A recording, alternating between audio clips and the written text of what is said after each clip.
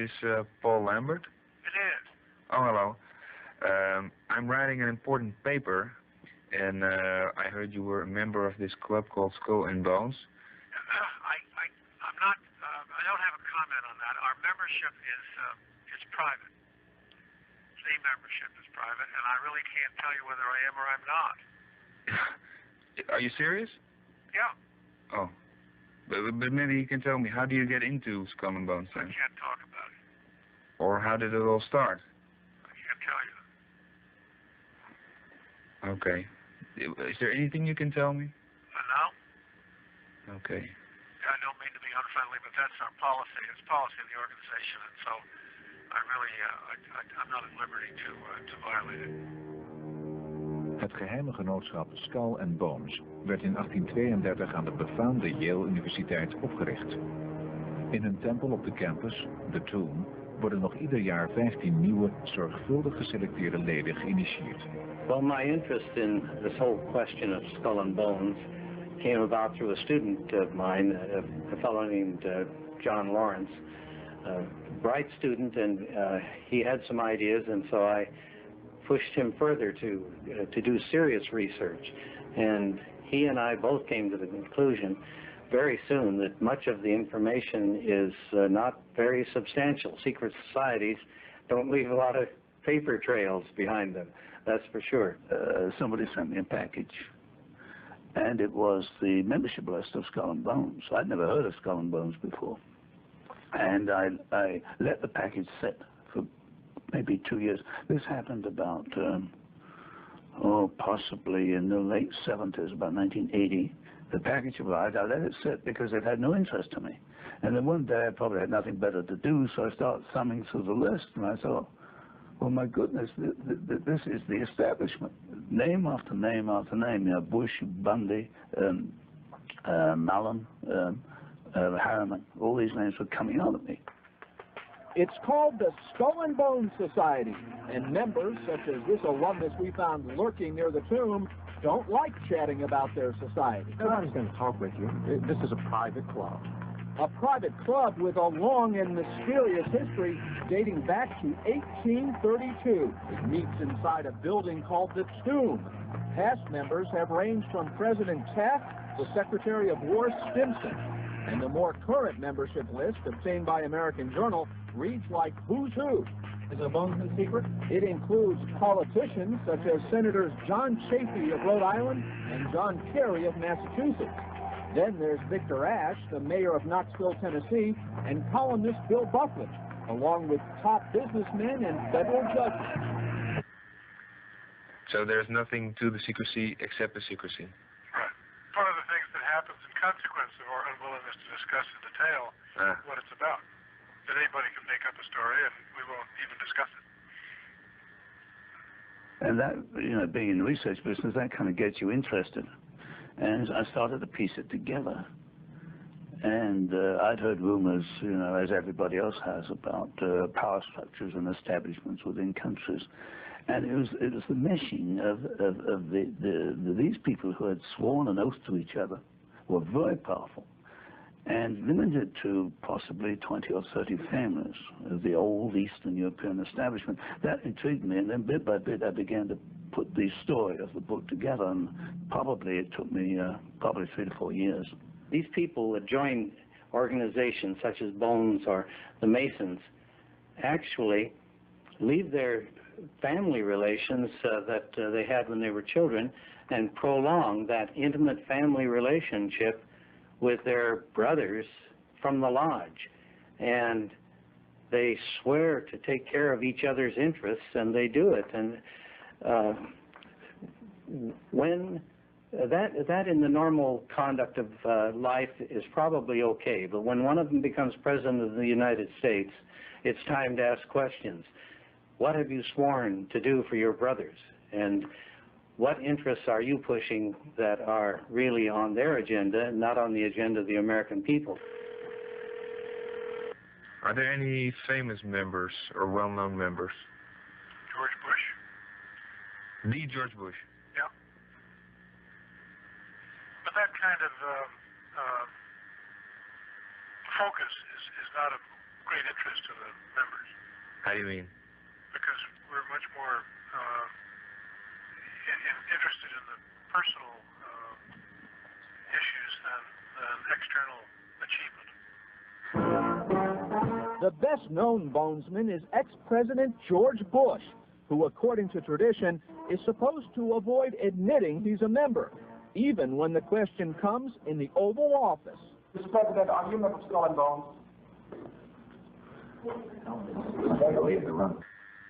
Okay, you ever met Bush or? Oh yes, he was a couple years behind me, but I have met him.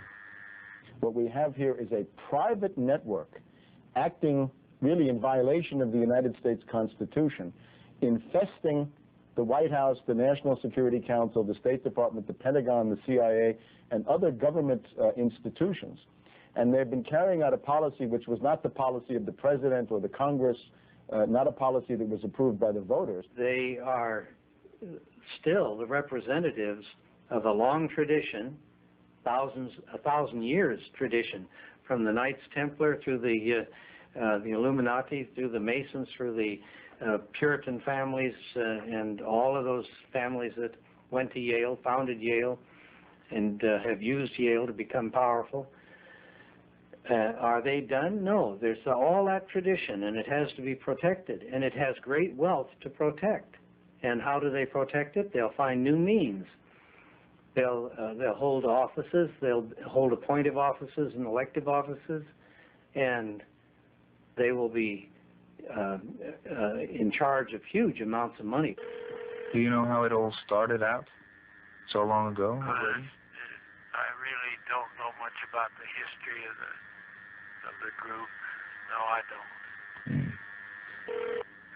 It's been established for, I think, about 150 years in New Haven by undergraduates and graduates of Yale University. 15 members are elected each year. Basically, personal relationships are the most important product of the years that you spend in relationship to the organization. Oh, yeah. It's a very personal experience. The core of Skull and Bones is 15 or 20 families.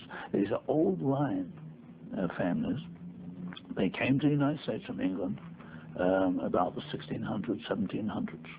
And you've got the Lords and the Wadsworths and the Bushes.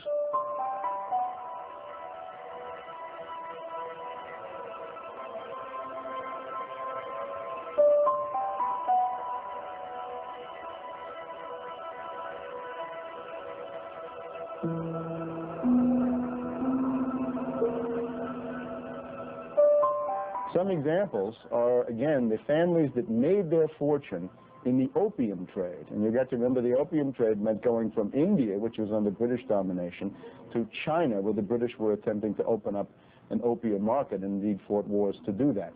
So these are the families whose family fortunes go back precisely to that kind of trade. Then you've got a newer element which arose in the 1870s, the money element, like the Harrimans, which his father was E.H. Harriman, the railroad magnate.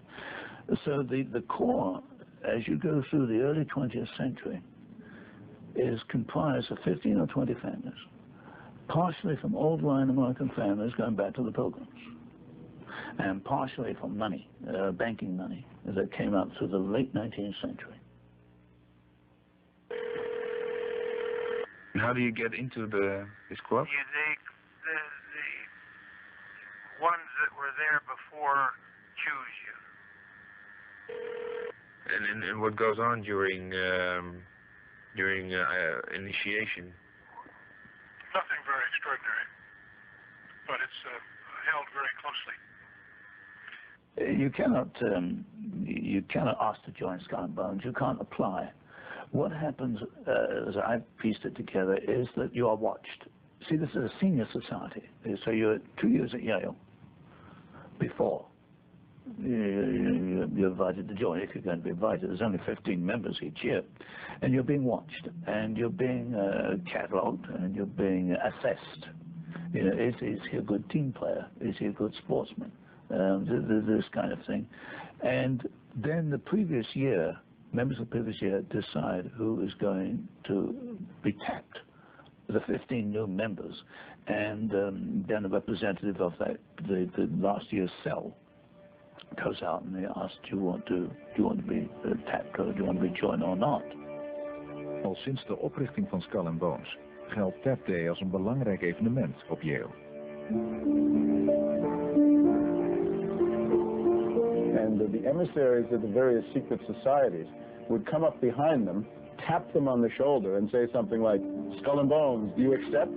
And generally, of course, they did accept, and then as the people were tapped, they then left the courtyard and proceeded to the vault-like or mausoleum-like headquarters of these secret societies. That, I think, since has been abolished or moved indoors or somehow is no longer so easy to observe as it might have been, say, 50 or 100 years ago. Initiation ceremony. They have the initiation ceremony. Somebody gets dumped naked in a bath of mud.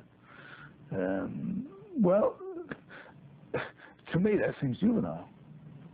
And what concerns me is these are the men in which the fortunes and the life of the world depend. This is the part that worries me. I mean, whether you want to go around and do that is your business. You know, you can stay in mud all day long, as far as I'm concerned, and baths of mud. But don't take this man and put him in control of world policy, which can bring about war and famine and heaven knows what else. This is what worries me. Part of the problem is the source of information. We have very little about Bones from the tomb itself, and most comes indirectly, such as an article written by a student that went to Yale and actually lived in the Jonathan Edwards dorm, and he had this to say.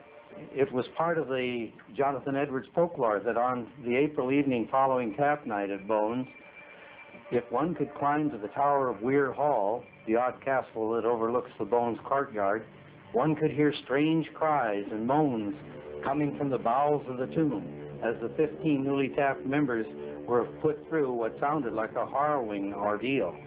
Returning alone to my room late at night, I would always cross the street rather than walk the sidewalk that passed right in front of Bones. Even at that safe distance, something about it made my skin crawl.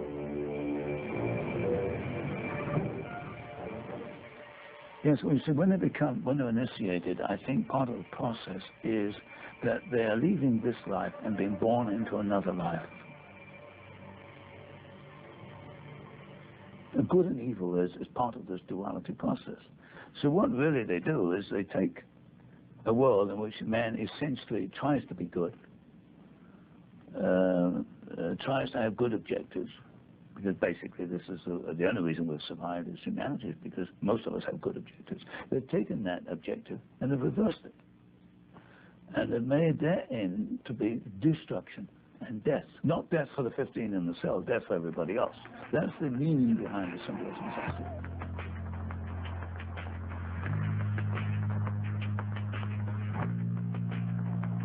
They seem to stand for the exact opposite, reversal, which is satanic.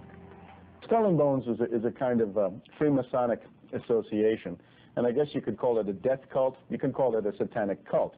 The symbolism, of course, is the skull and crossbones, right? The death's head, or Totenkopf, I guess as the SS called it during the Second World War. It's a very sinister symbolism. It is obviously Freemasonic. Everything about them reflects this symbolic hidden meaning. Everything they do reflects a hidden meaning. And I mean, I don't think that these people do these things accidentally or coincidentally. They're intelligent men. They know what they're doing. They know what they're joining. All I can ask is whether anybody who sees this, would you join an organization which has Skull and Bones as a symbol? And I think in most cases the answer will be no. Here we have a network of Yale-trained financiers. They're advancing under this pirate flag. They're fresh from their satanic rites, their death cult, and all of the sinister claptrap that they have around this. They go into the United States government. They don't care about the president, the Congress, or the Constitution. They take over these institutions and imprint upon them their own policy, which has been tremendously damaging to the United States and the world.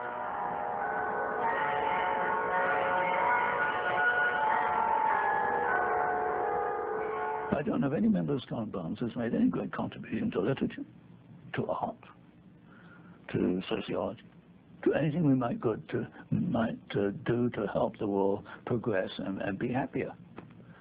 That's a very interesting thought. I mean, they don't show up, say, in the Red Cross or in peaceful organizations, except where a peaceful organization is used for an ulterior motive. That probably is a very interesting observation that they exist apparently for war and destruction and greed and personal acquisition of finance. They don't exist to better the lot of the fellow men. They exist to better their own lot as a group. As is often said, the devil is in the details. What happens after these people leave Yale and become powerful? Een van de bekendere Bones-leden uit de geschiedenis is W. Averell Harriman. Hij bekleedde hoge politieke functies onder meerdere presidenten en was de man achter wat nog steeds de grootste privébank van Amerika is, Brown Brothers Harriman. Voor deze bank maakte hij begin jaren 20 in Berlijn contact met de Duitse grootindustrieel Fritz Thyssen. Especially since you're a man that's probably spanned more historic events since the war than any other I know of. You're almost a decade older now than the century, and I wonder if you could tell us as a starter, Governor, how you maintain this youthful appearance of yours. Well, I don't know about that, but I think all one can say is that if you work hard and interested in what you're doing, I think that's the important thing, and then I play hard too, exercise, and I enjoy life. On looking at the membership structure, one can identify a core made up of a number, as I say, 15 or 20 families, and it appears that at one time the Harrimans were the center of this core. Well, we know history does have evidence to show that Harriman gave, through Harriman, money was made available to Hitler in his early years, in the early 1930s. And one can ask, how does that relate? What would be the reason that Harriman would be interested in that? The Union Banking Corporation was established formally in 1924 as a unit in the Manhattan offices of W.A. Harriman and Company, interlocking with the Thyssen-owned Bank voor Handel en Schipvaart in the Netherlands.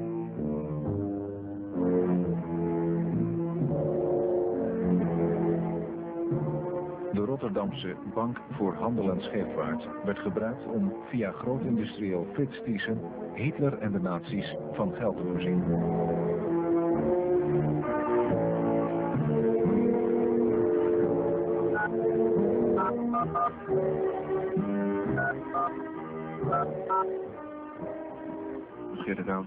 Mr. Aldous.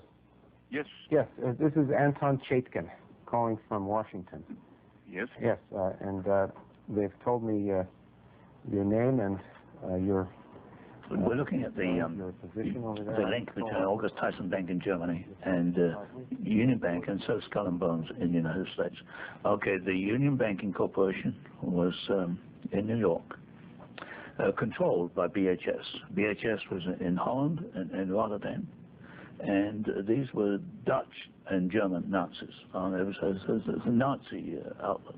And that was a subsidiary of the August Thyssen von Haidt Bank in Germany. That's the channel, the conduit which we're looking.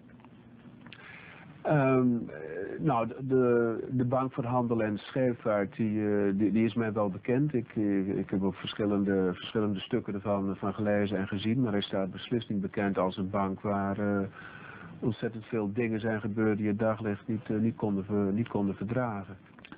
Then how do we know that this was a transfer mechanism? Well, one is that we know that August Thyssen financed Hitler, or was part of the financing for Hitler. This comes from several sources. And he said he did it through BHS. We know that much. It's more difficult to make the link between BHS in Holland and union banking in the United States. Het is gewoon een vaststelling van de connecties liggen daar met die en dat is het dan. Maar verder Ja, schurkenstreken, om het zo maar eens te noemen, van die bank, die zijn voor zover ik weet, zijn ze niet bekend. We do have the conduit, we can prove that. We have the intention, and the purpose seems to me to be quite similar between the two groups. And we know that Tyson at one end was financing Hitler and said he did it through BHS, which is halfway down the conduit line. Well, there's that gap between BHS and New York that we can't fill in with transfer slips. Yeah, I was reading in Anthony Sutton's books where he discussed the question of the Union Banking Corporation as a Nazi front, and I took that lead to make an inquiry into the United States Justice Department as to what happened to the bank. And turns out from old-timers in the American Justice Department who were willing to talk that the U.S. government had acted against the Thyssen-Bush-Harriman Bank and many other enterprises under a certain kind of order called the vesting order, very little known today. And I went into the basement of the Library of Congress and pulled out these musty old records showing that the United States government had seized and shut down this Thyssen-Harriman Nazi banking complex. Nou, die vestingorders die in Amerika zijn afgegeven, dus laat december 41, begin 1942, en aan vesting wilde zeggen dat de bedrijven onder beheer worden gesteld. Dat gaat eigenlijk in praktisch al die gevallen om Amerikaanse bedrijven met een grote Duitse invloed, of een vermoede Duitse invloed, en met name dat vermoede invloed is belangrijk, want dat wil men op alle mogelijke manieren tegengaan, hè, die Duitse invloeden daarin. Dus neemt men liever 100 bedrijven te veel onder beheer dan eentje te weinig. En de achtergrond is eigenlijk een vorm van nationale veiligheid, zou je kunnen zeggen. Want via die bedrijven, dus Amerikaanse bedrijven met Duitse invloed, werd er heel vaak spionage gepleegd. Via deze bedrijven kon men inzicht krijgen in de Amerikaanse oorlogsproductie, wat natuurlijk voor de Duitsers van levensbelang was. En ja, dat is eigenlijk de achtergrond voor al deze vestingorders die er zijn afgegeven. Yeah, but this avoids the problem that there are two classes of Nazi collaborators.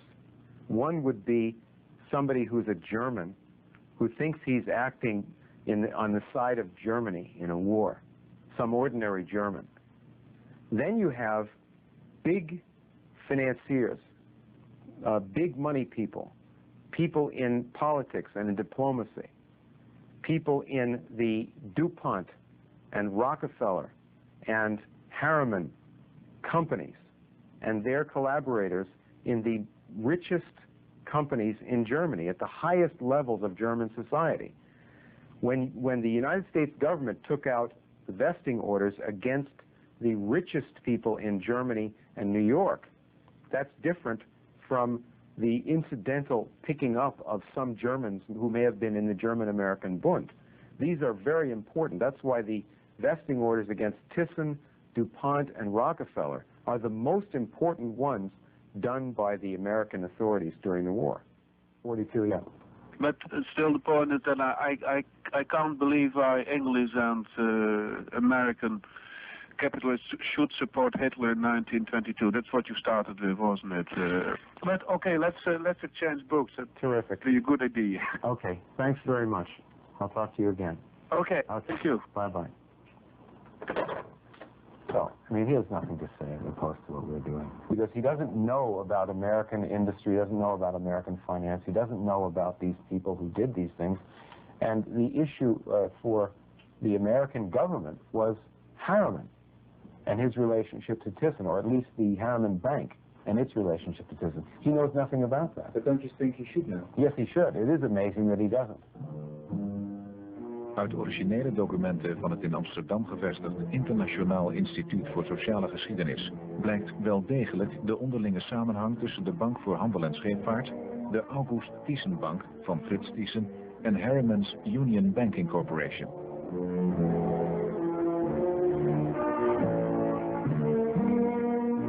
The investigators concluded that the Union Banking Corporation has, since its inception, handled funds chiefly supplied to it through the Dutch bank by the Thyssen interests for American investment.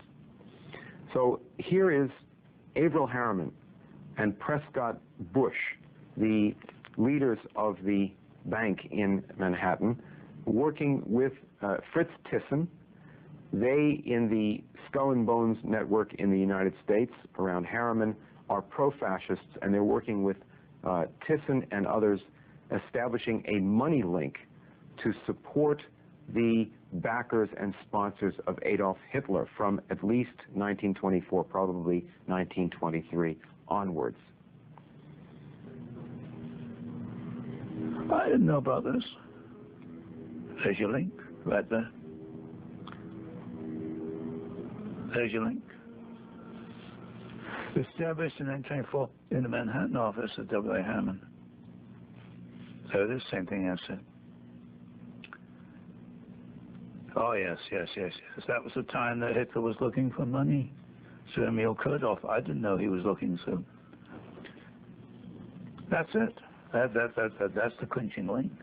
I think it's a reasonable supposition that money followed from that, even if I don't have the translation. Here on the Black Sea, near the city of Yalta in the Crimea, is the meeting place of the leaders of Britain, Russia, and the United States, scene of the most successful international conference of the war. Anthony Eden, British Foreign Minister, and Winston Churchill, Prime Minister of Great Britain. Marshal Joseph Stalin, Premier of the Soviet Union. Edward Stettinius, with Averell Harriman, United States Ambassador to Russia. Averell Harriman's father was put into business running railroads with money from the royal family of England. He was their nominee.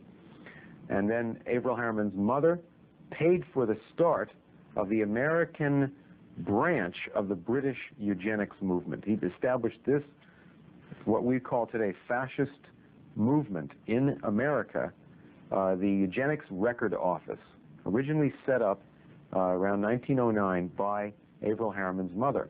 I know. There's a New York Times article on the Eugenics Society, founded by Mrs. Averell Harriman. She financed it. And its policy was to, how can I put it, to not rid the world, that's too strong, is to discourage undesirables. And then who are the undesirables? Well, it's pretty much, it comes out, as I remember reading the article, that there were certain unfortunate people, and not as well off as others, which I suppose would include blacks and Jews, and it's a racial thing. The Eugenics Society was racial. Where the Harrimans created this American branch of that movement, then it was moved as a headquarters to Yale University, where the American Eugenics Society had its headquarters. And so you've got this racial policy financed by Mrs. Harriman, the mother of the two bonesmen. Her husband was a bonesman, her two sons were bonesmen. So she gets kind of caught up in this thing. The aristocrats from England, the aristocrats from the southern United States combined to place at Yale University this kind of ultra-aristocratic club dedicated to eliminating equality in the world, dedicated to subverting our government and its original mission of man's equality, instead of their point of view, which is the racist domination of Anglo-Saxons over all other groups in the world. De film Erbkrank, een van de propaganda-instrumenten van de nazi's.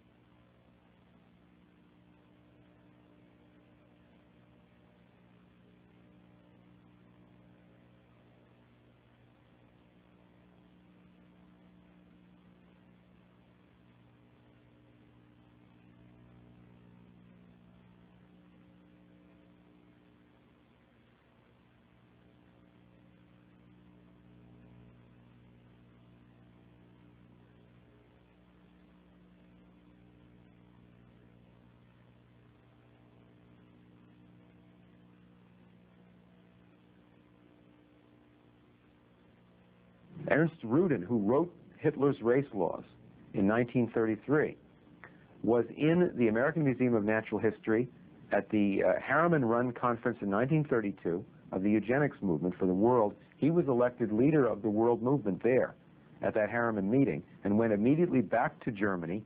Hitler was put into power within a few months, and Rudin was put in charge of writing these race laws that said if Jews mix with Aryans, they're going to be punished. This idea of a racial policy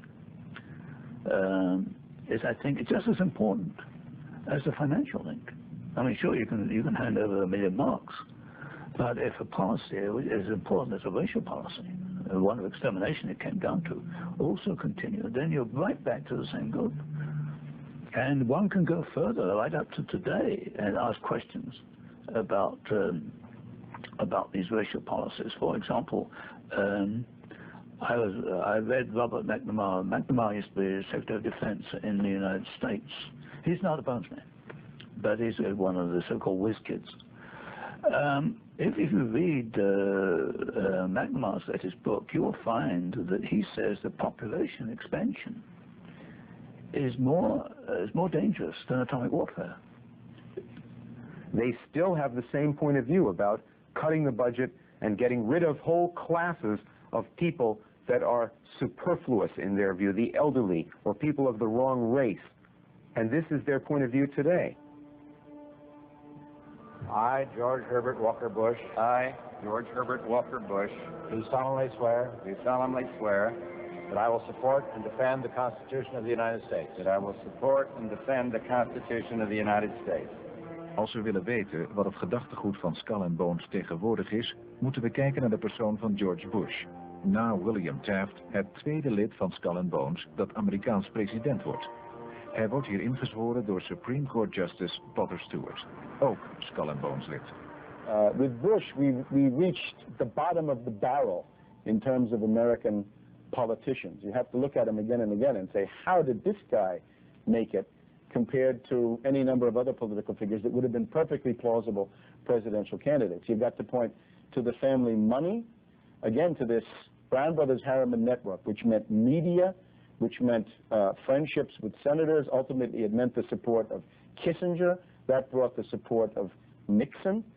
At every critical turn in Bush's career, he was often defeated. He was, again, defeated in his Senate attempts in '64, in 1970, but he was always then getting appointments from people like Kissinger and Nixon so that he could somehow keep going and try to make this bid for the top, for the vice presidency, and then after that somehow slither into the presidency based on the fact that many people in 1988, many people, especially in the southern states, were really voting for Reagan because they thought this was going to be a continuity of the Reagan years, which they had found perhaps tolerable. There's a certain stability to our system, and I think experience taught me project that stability. Don't go for the grandstands. Don't over-dramatize things. The American people are entitled to know that the system works, that experienced people know how to handle moments of crisis. You've got an example of Bush. The Bush family, of course, has been a long time in Skull and Bones. Bush is 1 year ambassador to China, 1 year in Central Intelligence Agency, then he becomes vice president, then president. Now, he covers so much ground, you know, so quickly, that, and he's not an abnormal genius or anything, but there had to be pressure and a power play behind the scenes. When you look at incidents like this, and there are many of them, you cannot arrive at any other conclusion that behind the scenes there's some pushing and pulling and almost manipulation to advance. And advance is the word used by many, many members within Skull and Bones. They advance their interests. We can certainly say that George Bush, in his political career, which reaches back into the 1950s, is a suitable metaphor to express the power of these Skull and Bones Harriman networks in modern American life. And it's also the case that George Bush brings together as a kind of a nodal point all of the different components that are involved in the Skull and Bones and also in other allied pro-British political currents inside the United States. And who should sit at that desk? My friend, I am that man. When Bush was in the Congress, he brought in what amounts to a raving racist, really indistinguishable from a Nazi eugenics or Nazi race scientist, so-called, this man Shockley, and gave him the respectability of being able to address a group of members of the United States Congress. The argument then always being, the bad genes are multiplying too fast. Everybody knew this meant blacks. The good genes are not multiplying fast enough. This meant Anglo-Saxons and maybe other whites, if they're lucky, right? In het zuiden van Californië, bij de stad San Diego, wordt in een ondergrondse bunker diep gekoeld op deze boerderij het zaad bewaard van 2 Nobelprijswinnaars en 3 andere donors. Miljonair Robert Graham heeft hen uitgekozen om samen met jonge intelligente vrouwen een superras te kweken. Graham, die geschrokken van de publiciteit geen interviews geeft, heeft al 10 jaar geleden een boek geschreven waarin hij een beroep doet op intelligente mensen om hun sperma af te staan en zo te zorgen voor een nieuw superras. De enige donor die er rond vooruit wil komen dat hij al 2 maal zaad heeft gegeven is de uitvinder van de transistor, Nobelprijswinnaar Dr. William Shockley. Dr. Shockley, why did you give sperm to this exclusive bank for Nobel laureates? Well, for a long time I've been interested not only in the human quantity problem, that is the population explosion that exists worldwide, but also in the human quality problem. In fact, what it is doing is offering more choice and more freedom. Do you think that the white race is superior? I would think that the black population, there is no doubt in terms of performance, intellectual performance, the black population is much lower than the white. And furthermore, as I have stressed, the highest birth rate that I found in the 1970 census applies to the lowest socioeconomic segment of the black population, rural black farmwomen. They average 5.4 children, enough to double their fraction of the population in one generation. But should we compare it to breeding of racehorses and dogs? The same laws apply. And therefore, said Shockley, what we ought to do is use sterilization, allegedly voluntary sterilization, but everybody knows that voluntary sterilization becomes forced sterilization if that's the price of getting your welfare check or some other thing that you need to survive from the government. And therefore, Shockley said, if we can prevent the bad genes from multiplying faster, we'll keep the gene pool intact, because then the good genes will multiply more slowly. You see, if you really believe, as Bush does, that there's an Anglo-Saxon master race, and this is what Harriman believed, and this is one of the core beliefs, I would say, of Skull and Bones. If you believe that there's an Anglo-Saxon master race that ought to rule the world, the big problem you have is that there are so few Anglo-Saxons. They see these people as a threat to their life, and they want to get rid of them. Overpopulation means getting rid of the people at the bottom of the scale, not at the top. Opmerkelijk in dit verband was een bezoek aan Dr. Stephen Mumford, auteur van meerdere boeken over overbevolking. Boeken die de aandacht trokken van onder andere George Bush. Early in the year, maybe February or April, I met with George Bush in his office in Houston just after he left the CIA. And I had been doing research of a similar nature there in Houston, and had written a book on overpopulation as a national security threat. I presented a 2-page synopsis of that book to George Bush in his office in Houston. Bush read the 2-page synopsis, which concluded that overpopulation is the gravest threat to U.S. security, even more serious than the nuclear threat. And at that point, George Bush said to me, I agree with everything you're saying here in the synopsis, and I can assure you that people at the CIA agree with you too. Dat de CIA inderdaad bezig was met deze materie, blijkt uit dit rapport, waarvan tot voor kort maar 1 exemplaar bestond. There was only 1 copy of this, and it was kept under lock and key. It's a very interesting story. The agencies involved were the National Security Council, the Central Intelligence Agency, Department of Defense, Department of State, and the Agency for International Development.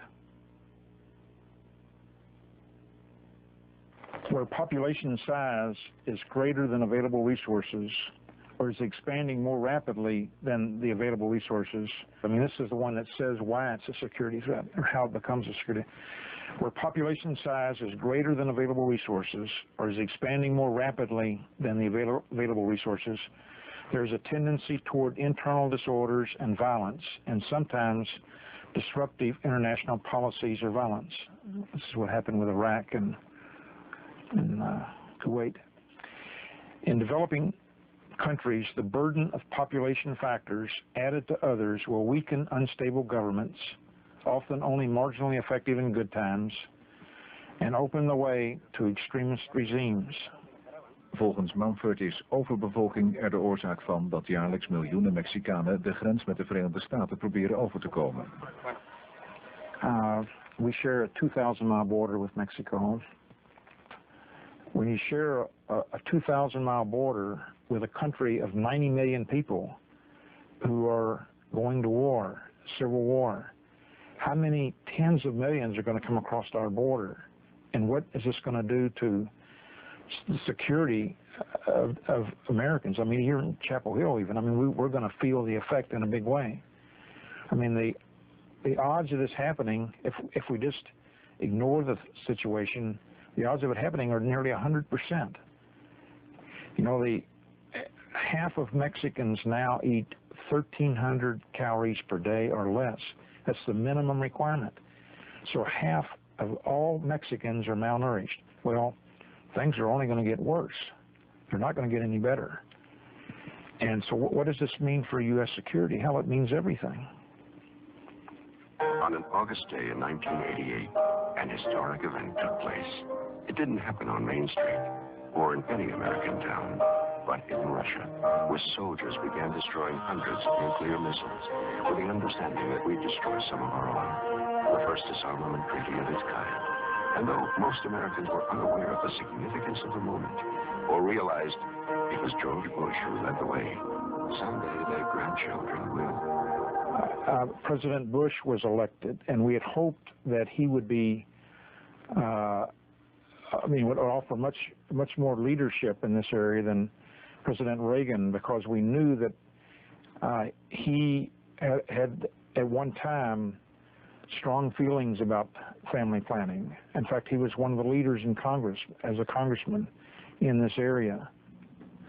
So yes, you can see this racial ideas which go back to Harriman and the Nazis. You can see them being continued and perpetuated today.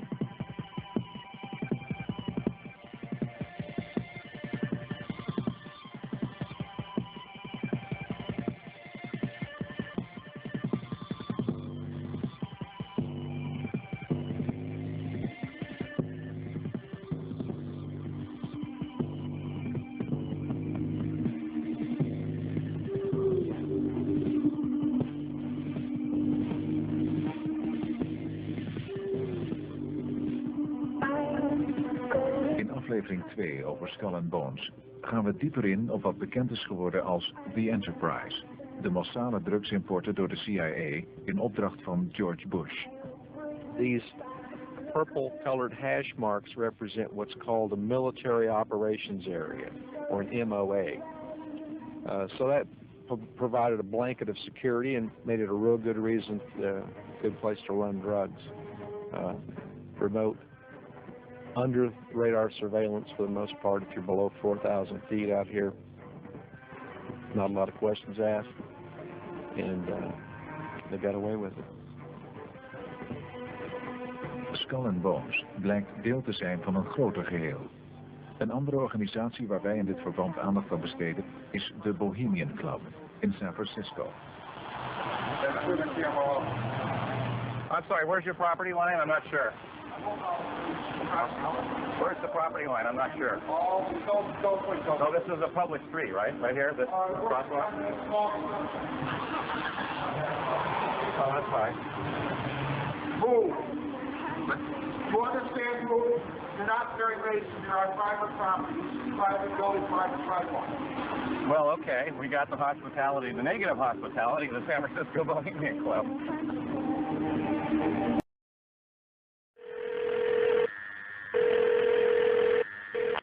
Is this Paul Lambert? It is. Oh, hello. I'm writing an important paper, and I heard you were a member of this club called Skull and Bones. I'm not. I don't have a comment on that. Our membership is private.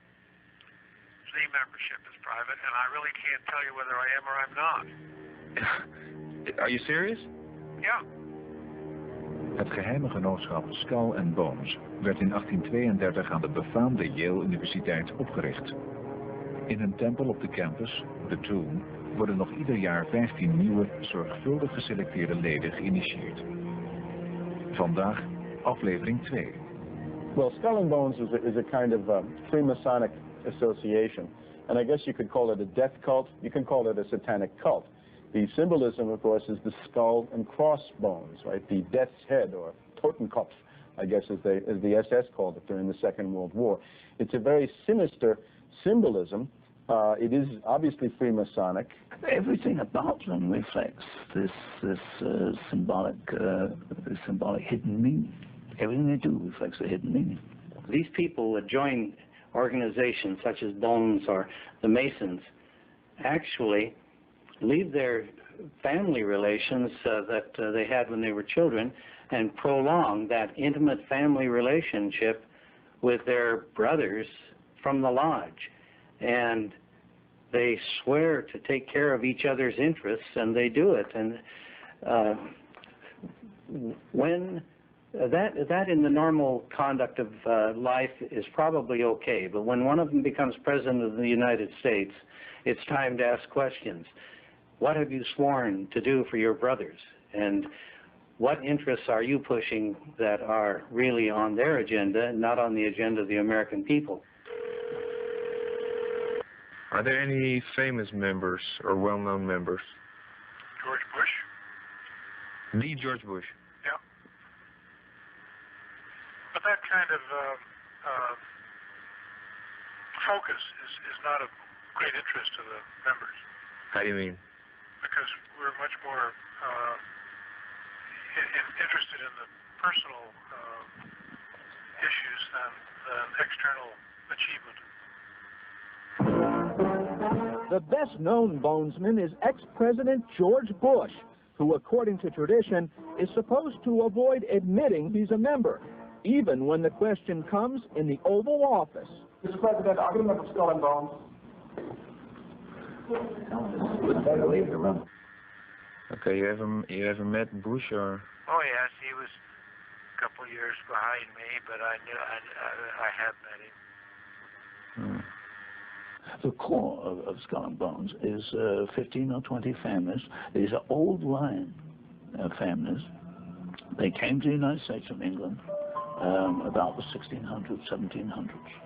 And you've got the Lords and the Wadsworths and the Bushes. Then you've got a newer element which arose in the 1870s, the money element, like the Harrimans, which his father was E.H. Harriman, the railroad magnate. So the core, as you go through the early 20th century, is comprised of 15 or 20 families, partially from old line American families going back to the Pilgrims, and partially from money, banking money, that came up through the late 19th century. On looking at the membership structure,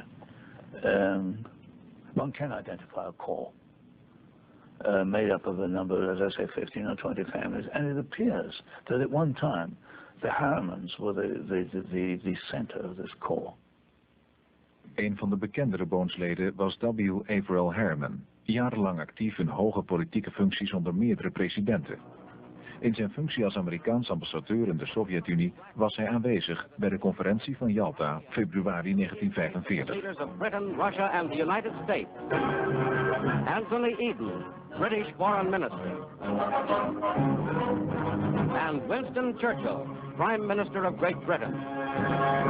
Marshal Joseph Stalin, Premier of the Soviet Union. Edward Stettinius, with Averell Harriman, United States Ambassador to Russia. I think this is a story of Skull and Bones. Many men, I won't say all of them by any means, have this lust for power. And that, I suppose, is the basis of Skull and Bones. It's a lust for power. Today, the Harriman family doesn't exist anymore. It's the Bush family, because you've got Bush, who was vice president and president, and you've got his two sons, governors of two states, Florida and Texas. Jeb is gouverneur van Florida en George Jr. is nu nog gouverneur van Texas. Het is zeer waarschijnlijk dat hij zich kandidaat stelt voor het presidentschap. Vragen over zijn lidmaatschap van Skull and Bones weet hij behendig te ontwijken, zoals hier tijdens een persconferentie. Does it still exist? The thing is so secret, I'm not even sure it still exists. Record that as the most unusual question I've ever been asked in my entire clip. So you can identify a core within the Bush family and also within the Lord family. But then you've got some other very interesting elements. Kerry, Senator Kerry, for example, a very influential man in the Senate as a member of Skull and Bones. And another interesting senator was Senator Boren, B-O-R-E-N, from Oklahoma, who was chairman of the Senate Intelligence Committee, which is a very sensitive post. He was Skull and Bones. Now, if you take men like Lord, Bush, Boren, and Kerry, just those four men, you can control an awful lot of policy just with those four positions. You don't need very much else. You're covering intelligence, you're covering broad policy creation, you're covering the political aspect, and on the floor in the Senate. Just those four, and there are many, many others. We can certainly say that George Bush, in his political career, which reaches back into the 1950s, is a suitable metaphor to express the power of these Skull and Bones Harriman networks in modern American life. Op zijn 18e verjaardag, Amerika was kort daarvoor in de Tweede Wereldoorlog verzeild geraakt, gaf hij zich op voor de marine. Hij vocht als piloot tegen de Japanners, vloog met een bommenwerper naar de omstreden eilanden in de Stille Oceaan, werd neergeschoten en gewond en kreeg in 1945 een hoge onderscheiding. Daarna studeerde de bankierszoon economie aan de Universiteit van Yale. Met het diploma op zak ging hij in zaken. Hij begon een bedrijfje in olieboormaterialen. In 1966 stapte hij over naar de politiek. Hij verkocht zijn bedrijf en hield daar genoeg aan over om nooit meer krap te hoeven zitten.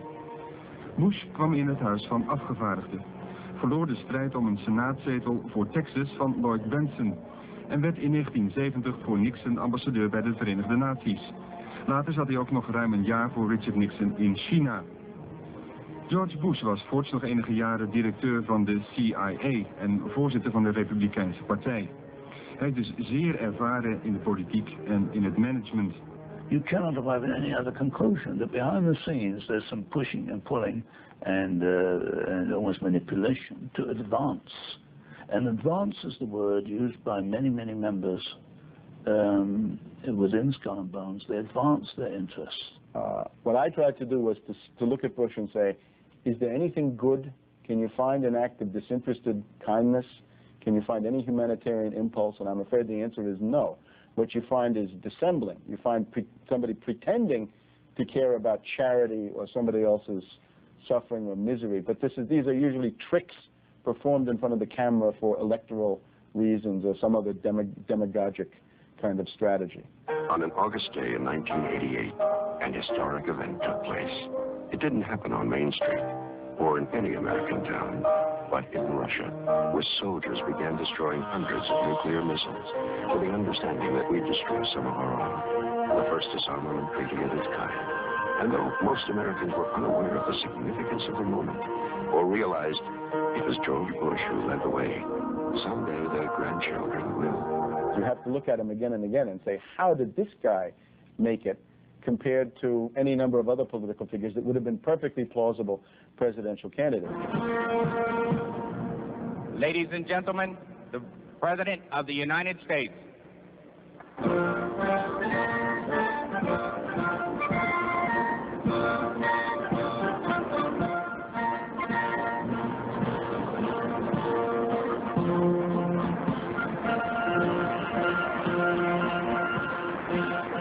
De eerste echt grote politieke rol van George Bush was zijn positie als vicepresident van Ronald Reagan. In de aanloop daarnaartoe hielp hij Reagan in uiterst turbulente tijden aan de macht te komen. Do you really think Iranian terrorists would have taken Americans hostage if Ronald Reagan were president? Do you really think the Russians would have invaded Afghanistan if Ronald Reagan were president? Do you really think third-rate military dictators would laugh at America and burn our flag in contempt if Ronald Reagan were president? Isn't it about time we had the strong new leadership Ronald Reagan would provide as president? 8 jaar later steunde Reagan met succes zijn vicepresident in de wedloop om het nieuwe presidentschap. America needs the strength, the vision and the true grit of George Bush.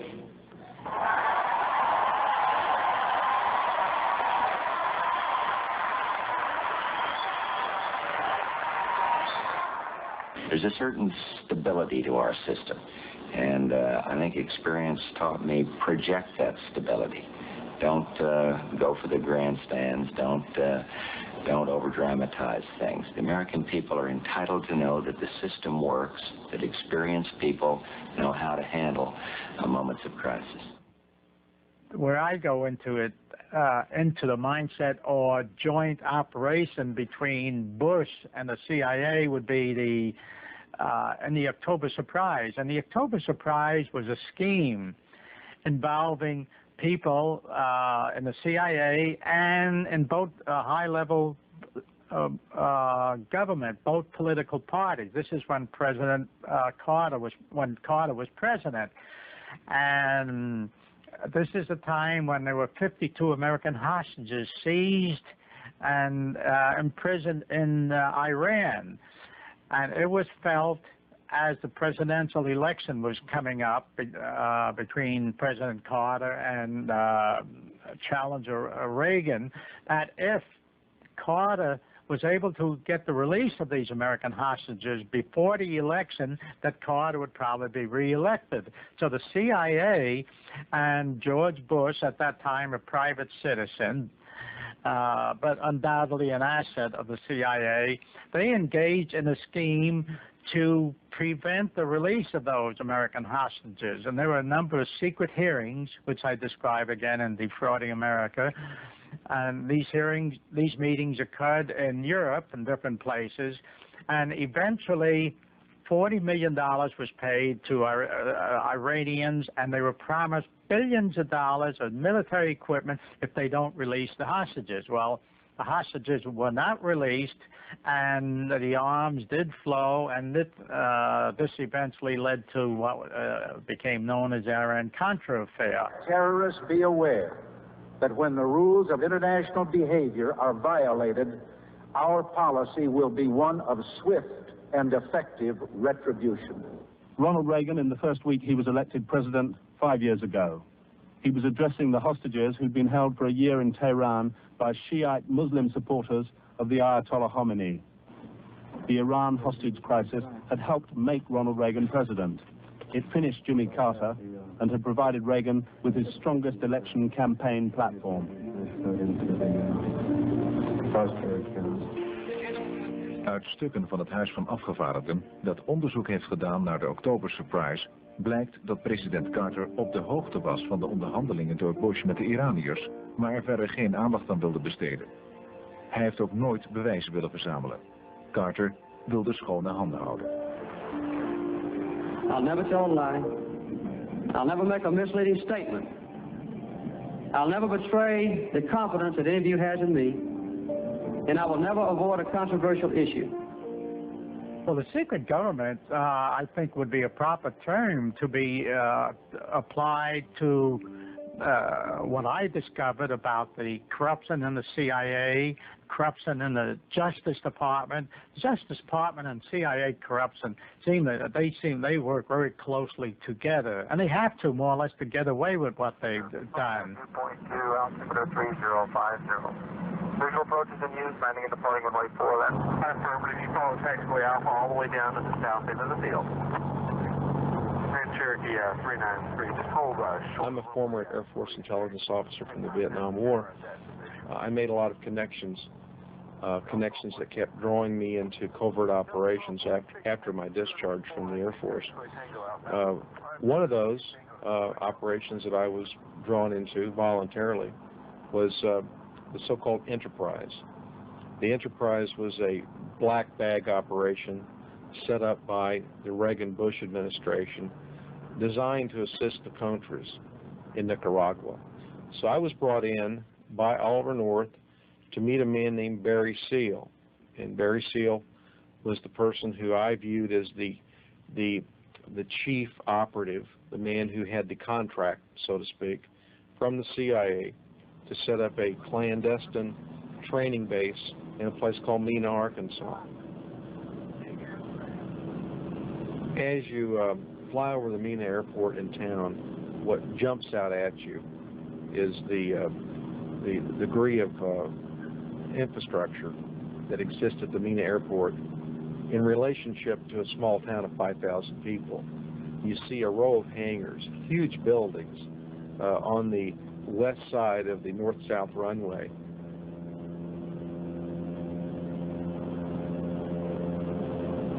This yellow area denotes Little Rock, Arkansas.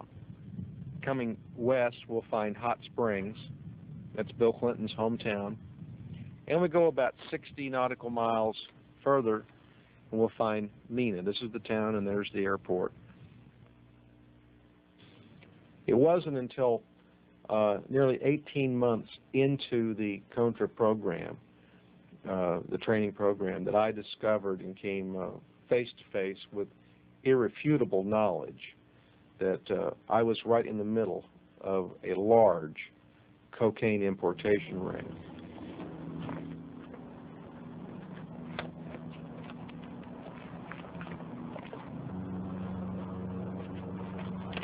I first discovered the drug trafficking by the CIA while I was an airline pilot flying in Tokyo and flying in the Middle East. But then when I was a federal investigator holding authority to make these determinations, I discovered other forms of government corruption. And more I persisted in trying to expose this, the more people that became involved. The true cover-up would be federal judges in the United States, Congress, other checks and balances. And then about 10 years ago, I started becoming a confidant to people who were actually flying the drugs for the CIA or the DEA, flying arms to Central America, let's say, and flying drugs back. People who helped set up the Medellin and Cali cartel who were with the CIA. Okay, here's a declaration that Gene Tatum prepared for me at my request, and it describes some of the things that he had seen, and he's describing how he reported to his handlers in the CIA and the National Security Council, including William Barr, Oliver North, George Bush. And he's talking about the drug smuggling that he witnessed as a military pilot and also as a CIA pilot. Okay, this here is one of many flight plans that Tatum gave to me. And on the back of the flight plan, in his own handwriting, he made comments about the flight. And this is the one where they met with George Bush at a location in Central America, and they met at a German restaurant where they were talking the drug smuggling activities. The value of these documents is that it gives credibility to my sources and also to what they're telling me.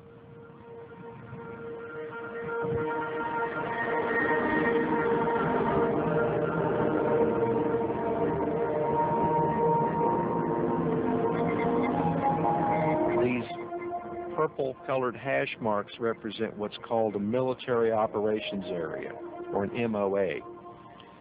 So that provided a blanket of security and made it a real good good place to run drugs. Remote, under the radar surveillance for the most part. If you're below 4,000 feet out here, not a lot of questions asked, and they got away with it.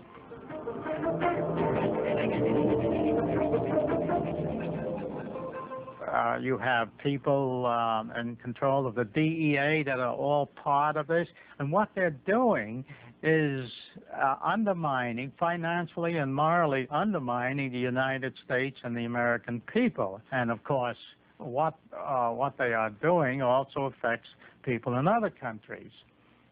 Can you see that big knot on that mountain up there? On the other side of that was our secret training base and our covert airstrip.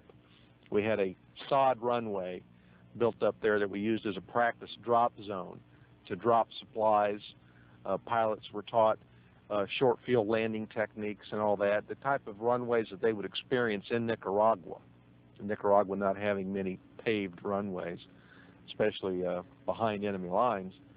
But at night you could see the planes coming back from Nicaragua, and the ridges over here is where you would first pick up the landing lights, and when that would happen, there'd be a flurry of activity here on the flight line as big propeller-driven military cargo planes would come lumbering into this small little sleepy town and wake up the local inhabitants.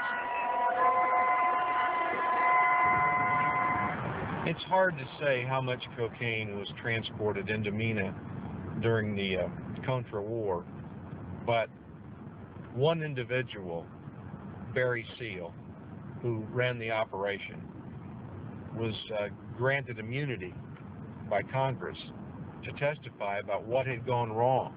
And during that testimony, with immunity, Barry Seal said that he had personally flown in more than 20 tons of cocaine into this airport. That's a lot of cocaine. And that's just from one individual. And there were multiple pilots. Barry was not the only pilot flying weapons to the Contras and bringing drugs back.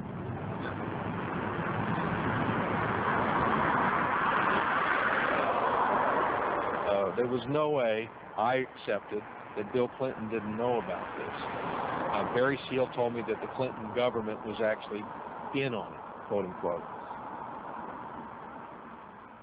Bill Clinton was a necessary element. You know, anytime you have a third world environment, you always have a dictator at the top, and that was Bill's role. He was a young governor that would do anything for power and money.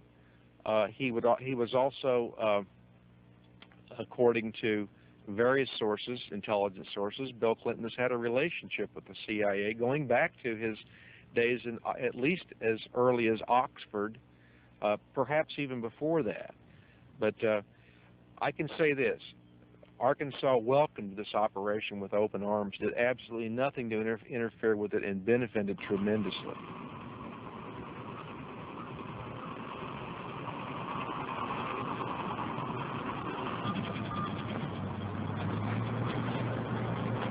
I had some genuine legal concerns.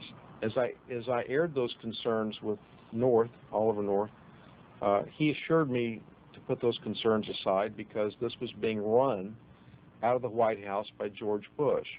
That had been decided among the people in charge, and that would have been Ronald Reagan, CIA Director William or Bill Casey, and George Bush, that Bush had the best background to pull this off. A former director of the CIA, a man who had been in the military himself, and a person that I think history will eventually show had no moral boundaries to what he would do.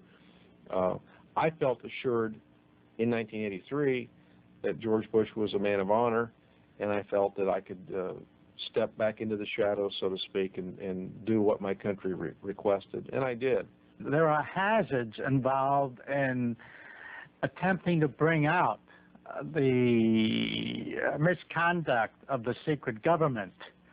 Now, in my case, for instance, I think I've been through about 30 years of the retaliation by the U.S. government. First, while I was a federal investigator, they make it very difficult for you when you report the misconduct that you encounter. Then when I started to expose the other misconduct, the CIA and what have you, then by having control of the courts and other agencies, they put me into a position whereby they seized all of my assets. This is done in violation of law, and at one time I was quite well off. I was a multi-millionaire, and I had a silly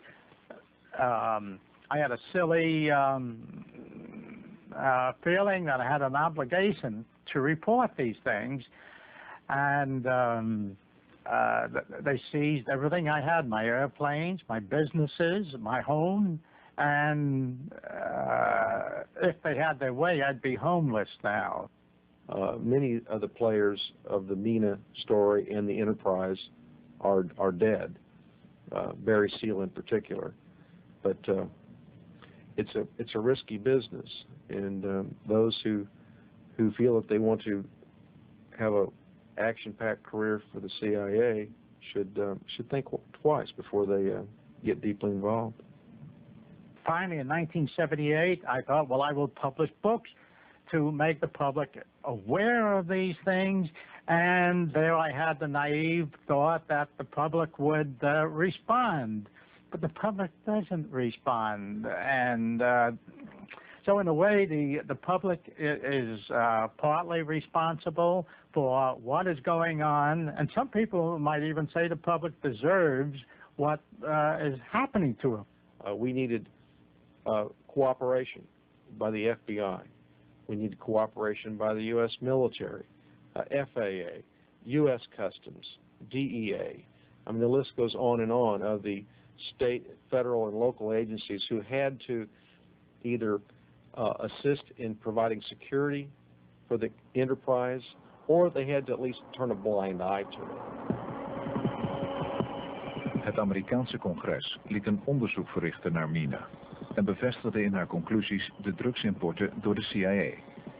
Het onderzoek werd geleid door senator John Kerry, een Skull and Bones lid. Het woord Bush komt in het hele rapport niet voor. George Bush was not out of the loop, as his famous statement was throughout these 4 or 5 years we're discussing. George Bush had his hands in every facet of this thing. Skull and Bones is deel van een groter geheel. Van een systeem van organisaties dat achter de schermen opereert en waarin de machtigste en meest invloedrijke mensen vertegenwoordigd zijn. In de schaduw van de democratie besluit de elite de rijen. Well, George Bush to me personifies American elitism. And this can be recognized to some extent through 3 organizations which are not controlled by Skull and Bones, but which reflect the Skull and Bones influence, again through George Bush. And one, of course, is the Bohemian Grove, which has a parallel in that it seems to admire blood and destruction, as Skull and Bones does, through its ritual built about Moloch, the god of war. Secondly, the Council on Foreign Relations, which had as a long-time chairman Winston Lord, also a Bonesman, and through the Trilateral Commission, which, although it is an international organization representing 3 regional groupings, still reflects the ideas of George Bush. It's an elitist organization. I think that's what is important. Here you've got in each of these 3 organizations, you have a group that sees itself as superior to all others within society. And I think that is the element which is carried over from Skull and Bones into these organizations, this superiority.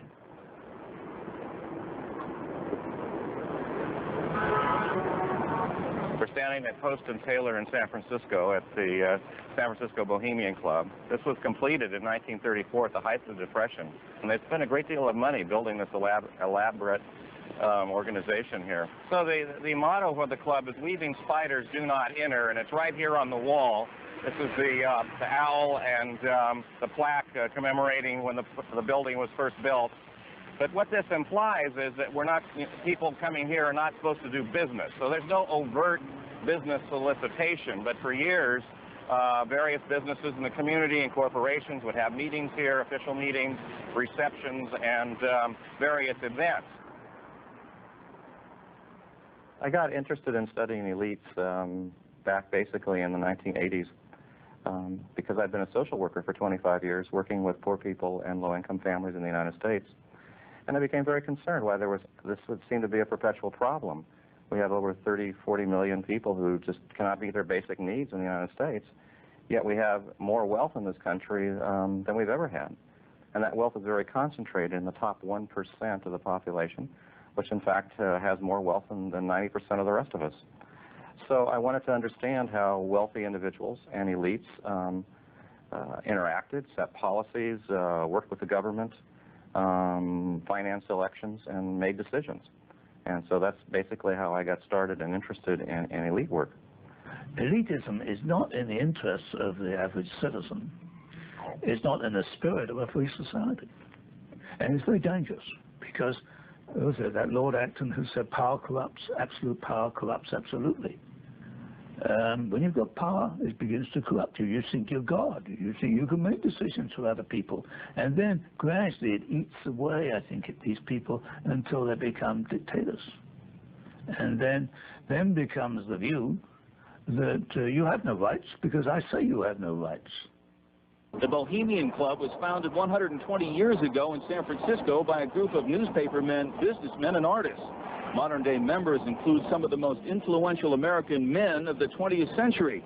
President Bush is a member, along with former President Ronald Reagan. Also, past Secretaries of State George Shultz and Henry Kissinger. What's unique about the San Francisco Bohemian Club is they have a private retreat, a 2,700-acre retreat up on the Russian River in Sonoma County. This is an old-growth redwood forest with trees that are 300 feet tall, 1,500 years old, that they privately own. And this grove, every year they have a summer encampment there in late July and early August that runs 2 weeks and 3 weekends. And they'll invite several hundred people to come from all over the world, other men, because it's just men only there, from all over the world. Security at the Bohemian Grove is extremely tight. It's almost as if there were a military installation down there. Everything is kept under wraps, and in this case, under the tree. They kicked off their retreat with a spectacular nighttime ceremony. From the air, the encampment is lit up with torches. Suddenly, the night is ablaze as robed men begin the cremation of care, a ritual that symbolizes the shedding of the burdensome responsibilities of the outside world. Such allegations about the camp have angered many who feel that leaders who adamantly embrace traditional values are not what they appear to be. Conversation at that level is all off the record. There's no press involved, so it's like the men are getting kind of a first-hand understanding. It may not be any big trade secrets or anything, but they're getting this kind of off-the-record understanding of the way things are, or the way things should be. And I think this certainly gives them an advantage in the world, in the economic world, because they know what the directions are, what the kind of movers and shakers are thinking, and what some of the major policy considerations that are being considered, the directions that they're moving in.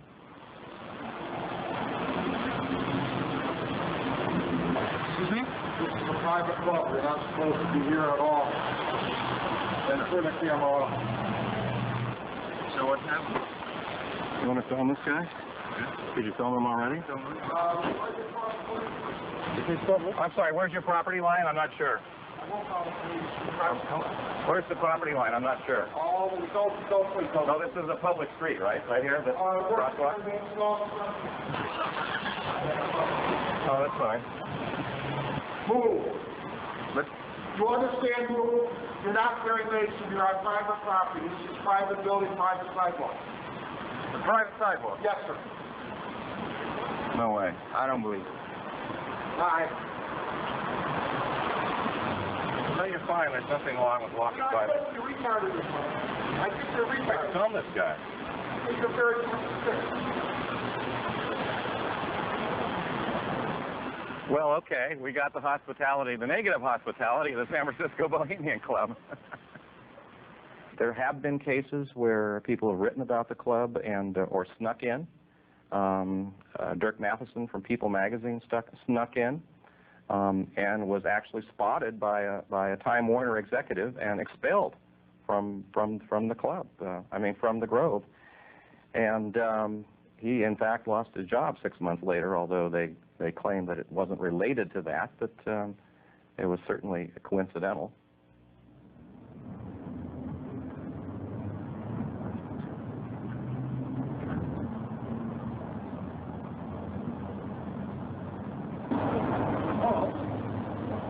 De volgende beelden zijn zeldzaam. Leden van de Bilderberggroep komen aan bij de jaarlijkse bijeenkomst. Ditmaal in Londen. Hier is te zien hoe journalisten ongehinderd vragen kunnen stellen aan deelnemers. Tegenwoordig is dat ondenkbaar, omdat de bijeenkomsten niet meer van tevoren worden aangekondigd en de media zorgvuldig op een afstand worden gehouden. Adam, where are you from? VAT. VAT, London, yes. What are you doing at the conference here? I'm attending. And what do you think is going to happen at this conference? We're going to talk along about this and that. Are you prepared to tell me afterwards what you talk about? No. Why is that? Well, it's the nature of the conference. Why is it so secret? And I know. Well, the Skull and Bones is less important than it used to be. The heyday has passed, but its idea has continued into other organizations, including the Bilderbergers, which was founded in Holland, which is an international meeting of prominent, powerful people. They are somewhat like the Skull and Bones because they want to be secretive. Now, the media won't let them alone to some extent. They're trying to find out. But by itself, the Bilderbergers will not publish a list of where they're meeting, who they're meeting, and what they're discussing. They never publish what they discuss. So in that sense, there's a great commonality between the idea behind Skull and Bones and the idea between the Bilderbergers. The difference, of course, is that they haven't taken oaths and they don't operate in cells, I suppose. The membership changes. But the key point is that these people want to keep what they're doing to themselves, and yet at the same time they call themselves public servants, and presumably owe at least openness to the people who put them there to the electorate. This is where they met at the Badischerhof Hotel in Baden-Baden, Germany. Normally they meet in remote areas, but this was a downtown hotel. Bilderbergs are pulling in, the guards are keeping people away. It was at Baden-Baden, incidentally, where an obscure governor of Arkansas named Bill Clinton first attended a Bilderberg meeting. For years he had been a member of their junior varsity, the Trilateral Commission, which is somewhat more public. So we predicted at the time there'd be a fine political future for our young Governor Bill Clinton of Arkansas, who is not known to the public at large or to the nation at large at all at that time. De Bilderberggroep werd opgericht in 1954 door prins Bernhard.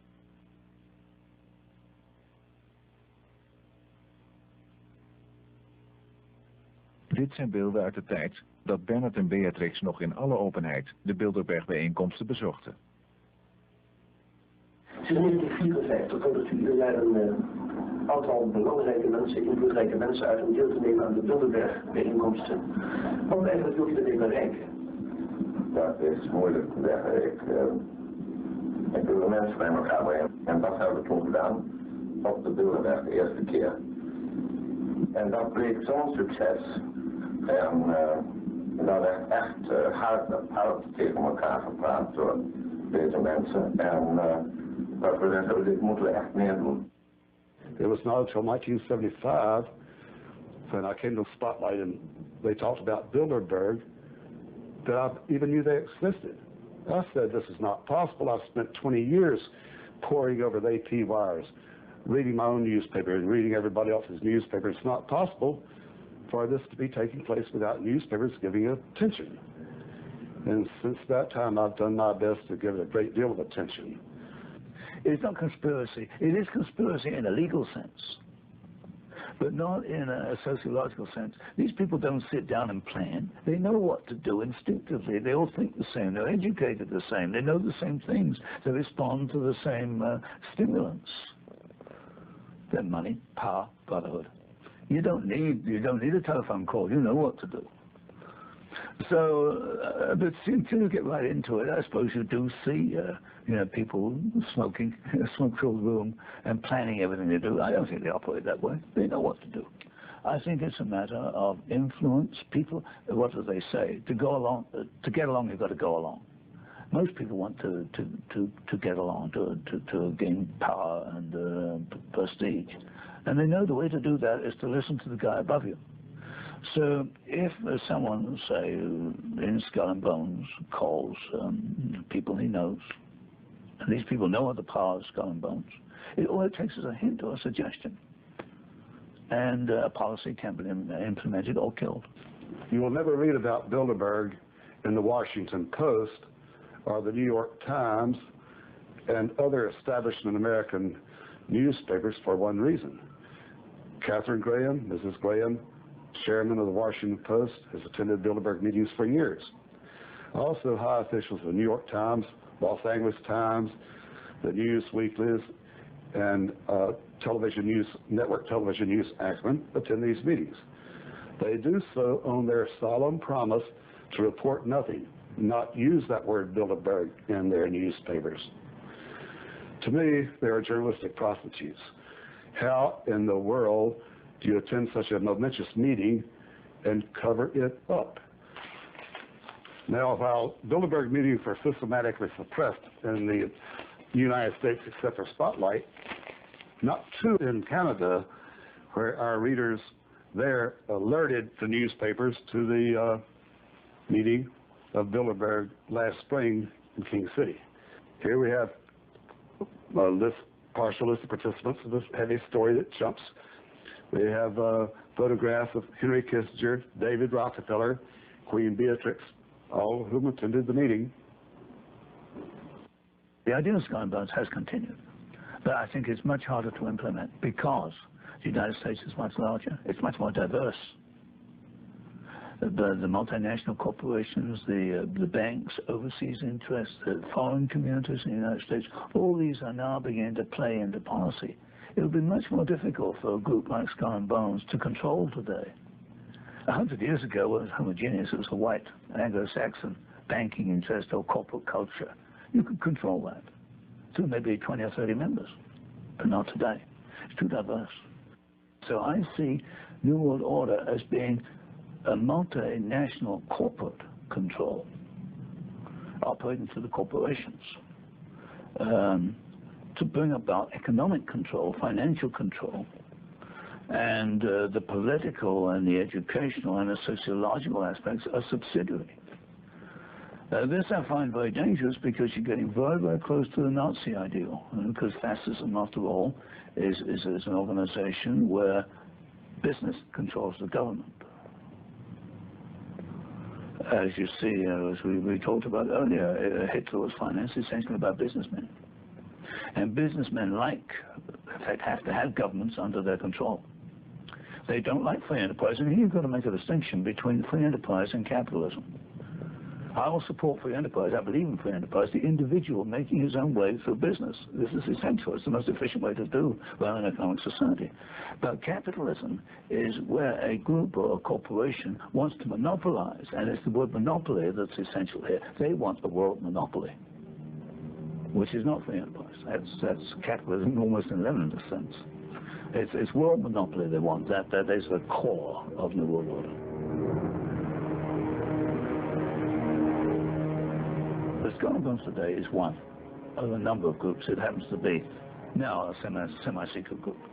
If this is one secret organization, and I was fortunate enough to get the membership list, how do I know, or anybody know, there are not other secret groups where I have not, or nobody else has had the membership list? So we also have to take the hypothesis in mind that there could be other groups which are truly secret. Nobody here is aware of their existence, which have this ultimate purpose.